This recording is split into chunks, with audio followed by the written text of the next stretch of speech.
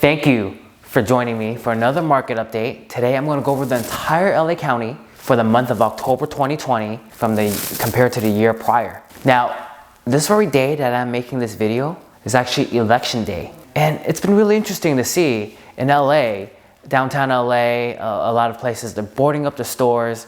They're expecting a lot of chaos. People are receiving messages from the police department that expect calls not to be responded to. It's such an eerie feeling, and I don't think any election has ever triggered such kind of feeling before. It's going to be interesting to see what happens after this, because there's a lot at stake right now with the stimulus packages and how that's going to help the economy, or if it doesn't go through, how the economy will be affected.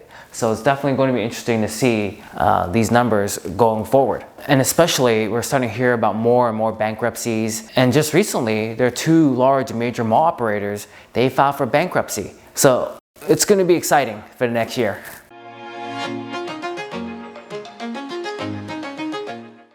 So let's start with office space. Rent per square foot per year at $40.98. Annual rent growth at 0.2%.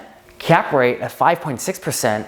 And the vacancy factor, wow, 11.8%, with a sale price per square foot at $428. And then let's jump over to industrial. $13.57 for rent per square foot per year, with an annual rent growth of 2.6%, the highest of them all. Cap rate at 4.6%, and a vacancy factor with the lowest of them all, 3.3%, and a sale price per square foot at $227. And then now we're looking at retail. This is the one, kind of like, what do you call that? The bad child of them all, right? Everyone's concerned about retail, the future of retail at least. We're looking at $32.76 per square foot per year, and annual rent growth of negative 1.5%, and a cap rate of 5.5%. And then the vacancy factor of 5.3%, with a sale price per square foot of $384. Now, last but not least, multifamily.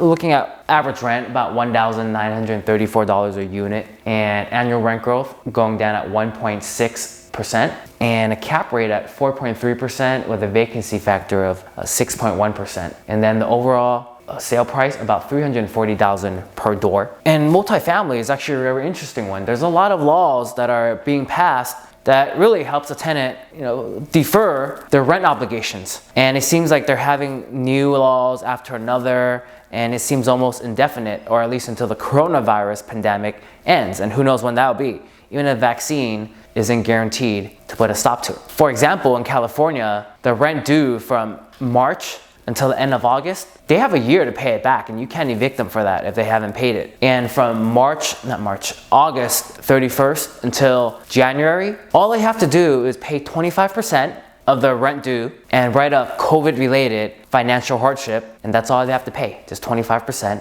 and they can't get evicted. So you can see the challenges all across the board over here, except the golden child here, the industrial, although that has its shortcomings too as well. But overall, there's a lot of headwinds up ahead, and a lot of people are flocking to safety. So if you're looking at something like a triple net lease, like with the Starbucks there, even with a low cap rate, you're still getting a lot of interest for that because of the safety that's conceived for something like that. Anyway, that's my market update for today. And it'll be exciting to see how America will turn out tomorrow after the elections. So you know how to get a hold of me. Feel free to reach out anytime.